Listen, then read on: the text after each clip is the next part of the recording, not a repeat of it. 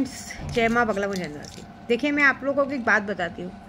अभी मैं रास्ते में कहीं भी जाती हूँ तो लोग मुझे मिलते हैं, मेरा पैर पड़ते हैं, बोलते हैं माता जी हमारे लिए कुछ तावीज़ दो, कामाख्या का कुछ दो। तो मैं लोगों को ये तावीज़ देती हूँ। ये तावीज़ ऐसा वैसा नहीं है। ये तावीज़ में 36 जड़ी बूटियाँ मिक्स है। मोहिनी जड़ है, सम्मोहन जड़ी है, कहते हैं ना इंद्रजाल जड़ी है, मोहिनी इंद्रजाल है, बहुत सारी चीज़ें, मतलब कहते हैं ना बहुत सारी चीज़ें जड़ी बूटी इसमें।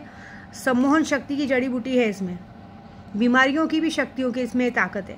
और ये वाला तावीज़ अगर आप कामाख्या में कहीं भी जाएंगे, ये तावीज़ तो पहले मिलता नहीं, एक ही जगह मिलता है हमारे एक भाई के पास। आप वहाँ जाएंगे, वो आपको एक तावीज़ कम से कम 3, 3,500, 4,000 का देगा। वो तो 5-5 हज़ार का देता है ये एक तावीज़। ऐसा ये तावीज़ आपको ऐसा नहीं कि 100-200 में या 10 रुपये में मिल जाएगा। और ये तावीज़ मैं ख़रीद के लेती हूँ, उसने मुझे फ्री नहीं देता है। ये तावीज़ मैं ख़रीद के लेती हूँ 10-10, 15 पैकेट, क्योंकि मैं जो रास्ते में जाती हूँ, कोई मुझे मिलता तो मैं उसको हाथ में दे देती हूँ। देखिए, ऐसे भी मैं लोगों से अच्छा खासा कमा लेती हूँ। लोग मुझे मारण मोहन वशीकरण का काम देते हैं, मैं कर देती हूँ। लेकिन आप लोगों को अगर ये चीज़ मिल रही तो इसकी वैल्यू तो करो। देखिए, आज भी एक लॉटरी का है। आज देखो, कल क्या था, सैटरडे संडे था, बैंक बंद था, तो सबने मेरे से मौका मांगा, तो आज और कल का दिन मैंने दिया है। आप लोग मिस करेंगे तो आप अपना नुकसान करेंगे, क्योंकि उसके बाद वो चीज़ है नहीं। दूसरी बात, कामाख्या में 10 महाविद्याओं की शक्ति की पूजा होने वाली। मैं नहीं बोलूँगी 10 महाविद्या में भाग लो, लेकिन एटलीस्ट गुरु मंत्र लेके आप भी सीखना चालू करो। आपको भी मैं एक तांत्रिक बना सकती हूँ, ठीक है। और ये जो काम मैं कर रही हूँ बहुत बड़ा कर रही हूँ, इसमें आप सब, मुझे सबका सपोर्ट चाहिए, देश विदेश हर जगह से सपोर्ट चाहिए, तभी तो हम आगे बढ़ेंगे। बस इतना बोलूँगी। हाँ, मुझे किसी ने पूछा माँ आज पे गुस्सा आ गया था। मुझे गुस्सा ऐसे लोगों पे आया था कि मैं झूठ नहीं बोलूँगी, कसम से।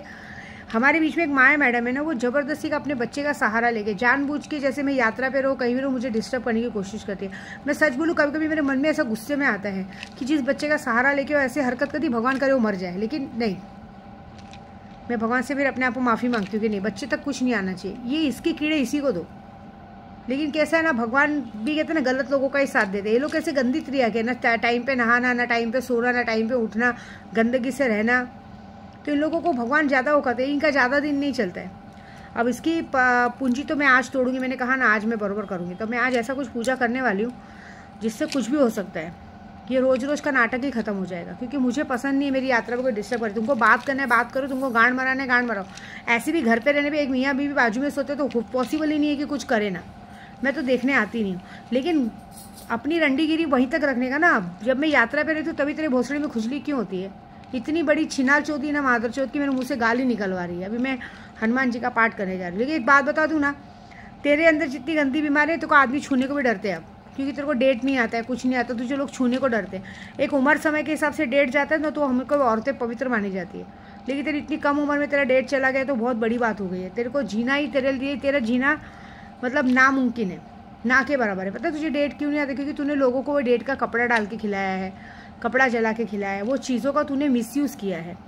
और सबसे बड़ा कारण, शादी के पहले तूने जो 2-3 अबॉर्शन करवाए ना, अबॉर्शन की वजह से ही तेरा ये बच्चा टिकता नहीं। तुझे डॉक्टर ने बेड रेस्ट बोला था ना, ये बच्चा भी बहुत मुश्किल से टिका है। और ये किस तरह से आया हो तो तू ही जानती है, मुझे बोलने की ज़रूरत नहीं। तू बोलती ना सबको कि जब देखो मेरे बच्चे के पीछे पड़ी रहती है, ये पड़ी रहती है, वो पड़ी रहती है ना।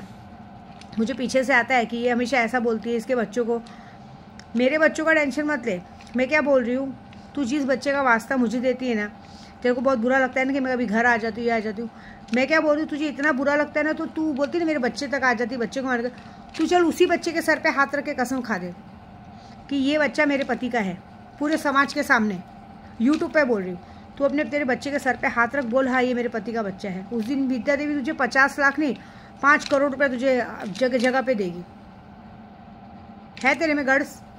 जब तेरे में गड्स नहीं है ना, तो दूसरों के सामने बात नहीं करने का, याद रखना। क्योंकि मोर जब अपना पंख उठाता है ना, तो एक्चुअली वो नंगा हो चुका रहता है, वो अपने आप का कपड़ा उठा के नंगा होता है। ऐसे तुम लोग हो, तुम लोग भी जाते हो बाहर बाथरूम जाते हो ना, तो तुम लोग साड़ी जब कहते हैं ना मैक्सी उठा के हगने को बैठते हो ना, तो तुम्हारे पीछे की गांड हर कोई देखता है, ठीक है। तुमको लगता है कि आगे से छुपा हुआ है, ऐसा कुछ नहीं है। तो अब जब गलती की है ना, तो उसको भुगत और ज़िंदगी भर सुनना ही पड़ेगा, ऐसी बात है। तुम मेरे बच्चे को नाजायज़ कहते हो ना, मेरा बच्चा नाजायज़ जायज़ जो भी था, कोई किसी के घर पे मांगने आ रहा था क्या? मैंने पहले शुरुआत नहीं की, तुमने पहले शुरुआत की। तो दूसरों को बोलने से पहले खुद के गहरीबान में झाँको ना। 10 हांडी में मुँह डाल के आने, कहते हैं 100-900 चूहे खा के बिल्ली हज को चली, वो हाल है। मैं क्या बोलती हूँ, तुझे मेरी बातें बुरी लगती है ना, तो तू चल ना, रखना उसी बच्चे के सर पे हाथ, कि अगर मैं झूठ बोलूँ तो मेरा बच्चा अभी का अभी मर जाए, ऐसा रख, फिर मैं जानूँ तेरे को, तब तो मैं मानूँ कि तू औरत है, तेरे अंदर गट्स है। नहीं तो मैं छोड़ दे, तेरी जैसी औरत से बात करना भी हम लोग को लगता है कि फालतू गिरी। हम लोग अभी ना ऐसे तुम जैसों को तो ध्यान भी नहीं देते, लेकिन तेरी बैंड तो बजाऊंगी।